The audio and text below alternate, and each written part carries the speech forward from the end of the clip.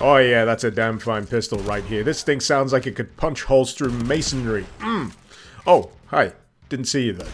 This is Mr. Icarus, and welcome to yet another edition of Doom Mod Madness. This time round, we're checking out a gameplay mod by the name of NeoCore. This switches up both weapons and monsters, but I think it should go without saying that the real star of the show here is indeed the weapons roster.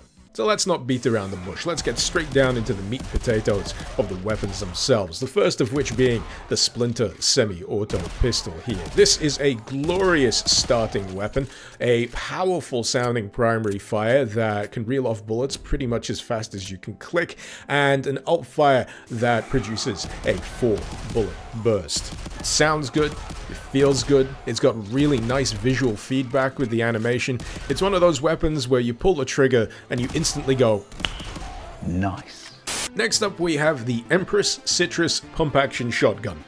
Admittedly, as far as names go, that's a bit of a mouthful, but as for the weapon itself, it is a remarkably reliable pump-action shotty with a nice, forceful sounding primary and an added bit of spice with a dual-shot secondary. Quite decent at range too, breaking away from that annoying misconception that shotguns are only ever good for up close and personal. Probably worth mentioning the capacity of this thing too. 12 shells. Good grief. Continuing the strange naming conventions, we have got the Gut Pincher Suppression Rifle. Gut Pincher. Not Gut Puncher. Gut Pincher. Sorry, I'm having a hard time getting past that name. Otherwise, wonderful weapon. Love the sound of it. Again, I'm gonna sound like a broken record for a lot of the weapons in this mod. Sounds good, looks good, feels good. Cue the Michael Rosen clip. Now, I can't say I've played many gameplay mods that feature the likes of a full auto pistol shotty, but nonetheless, NeoCore has one. This is the Rooster. It's ridiculous. It can empty an 8-shot magazine in the space of about 3 seconds, and if it didn't feature whatever bullshit recoil compensation tech within it, I imagine it would break the arm of anyone unfortunate enough to try and fire the thing. It's really good for short-range face melting. I just feel that in comparison to some of the other weapons that I've used so far, the animation of it is somewhat stiff. The CQB Bright Cannon is an interesting gun. It's essentially 2 weapons in one. The primary fire fulfilling more of a heavy plasma rifle style role, whereas the secondary is a freeze gun. Now these 2 modes actually require separate ammo types, the secondary ammo turning out to be a heck of a lot more rare than the primary. There's certainly no denying, however, that freezing up an enemy, or even a bunch of enemies with the secondary before shattering them with a shot from the primary, is tremendously satisfying. But that said, the effectiveness of the Bright Cannon is diminished somewhat once you start troubling the upper echelons of the enemy tier list, such enemies requiring a lot more from the secondary in order to be put on ice, and a fair amount of peppering from the primary in order to put down.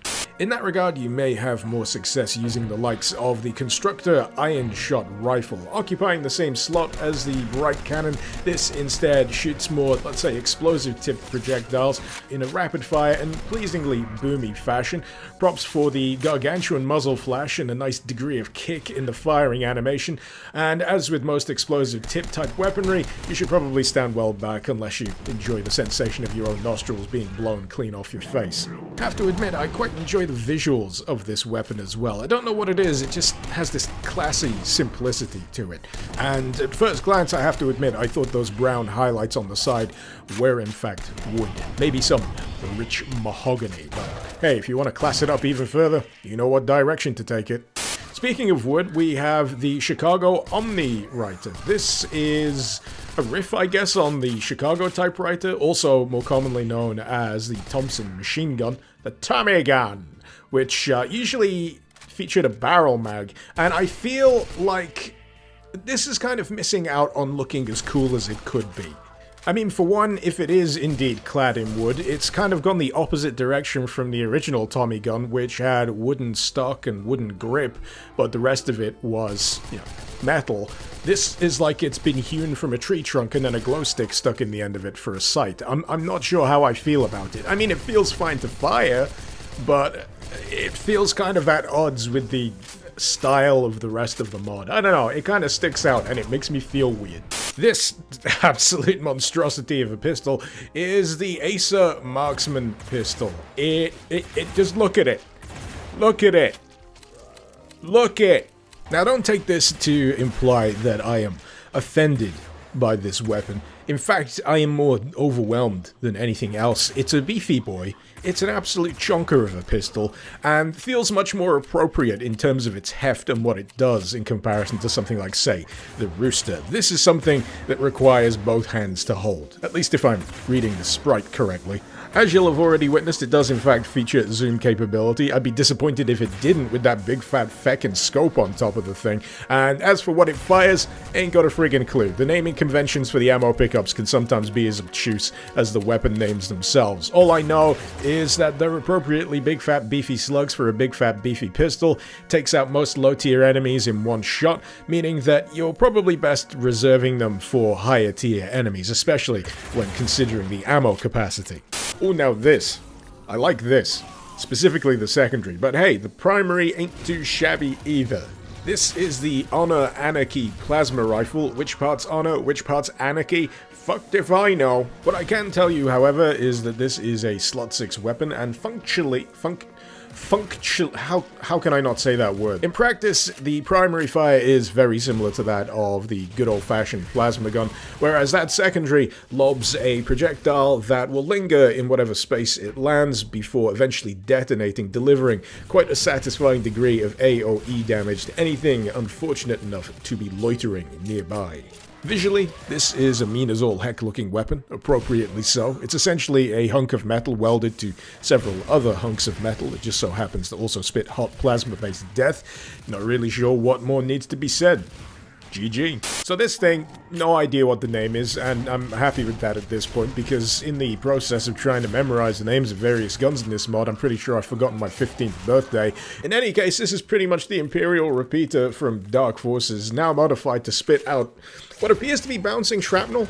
It's actually pretty good. As you'd imagine, pretty handy for hitting enemies around blind corners just by bouncing those projectiles off the walls, and when it comes to dealing direct damage, ain't too shabby either. For reference, it occupies the same slot as the plasma rifle weapon, and yeah, you should expect a similar type of damage output. No secondary as far as I can tell, not like it really needs it. Occupying the same slot as the BFG, we have the Jackal disc launcher. This baby slices, dices, cleaves clean through enemies, and is wonderful for it. It's not overly bombastic, it's not going to give you the same kind of fireworks that you may expect from a BFG slot weapon, but it sure as shit seals the deal when it comes to killing enemies. If you haven't quite noticed, the disc launched from this weapon doesn't stop when it hits the first enemy. It keeps on traveling, it keeps on killing, and it is just wonderful lining up multiple enemies in a row with this thing. It'll only stop for the opposing wall in a room, and, yeah. Is 3 Michael Rosen clips too many? Screw it. Nice.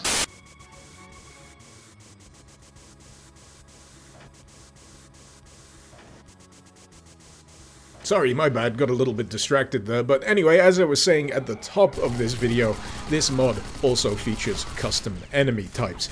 I say custom, a lot of these will be recognizable to any of you that have skimmed through the Realm 667 extended bestiary, but that's not inherently a bad thing. On the surface it may seem a little bit of a hodgepodge, but it is crucially a hodgepodge that works within the balance of the weaponry itself. Never once did I feel like a particular enemy type was sticking out like a sore thumb or presenting a sudden difficulty spike, and yeah, no complaints. It just works. Get out of here, Todd, this ain't your game. That said, it's always well worth mentioning that, especially in regards to gameplay mods such as this, that your mileage may vary depending on what map pack you choose to play it with. For reference, I've been given this a whirl with a map pack called Nova, and it has meshed together exceedingly well. Would certainly recommend if you're curious to give this a whirl for yourself. And yeah, there's a lot to like here. For what it lacks in spectacle and bombast, I'd say it makes up for in a really just solid, satisfying, relatively well-polished roster of weapons. Considering the number available, I'm actually impressed that at no point did I feel that any one of them expressly fell by the wayside. There always seemed like a decent enough situation to whip them out and put them to use, and crucially, a decent enough balance of ammunition across the course of the map to ensure that some of the more OP weapons were more appropriately reserved for the more OP enemies. All things considered, I think it's relatively safe to say that I had a pretty damn enjoyable time with NeoCore. The gameplay mod equivalent of sitting down in a comfortable chair with a good book, and before you know it, several hours have passed by and you're several hundred pages deep. But in my case, it was, say, like 20 levels deep into Omega 1.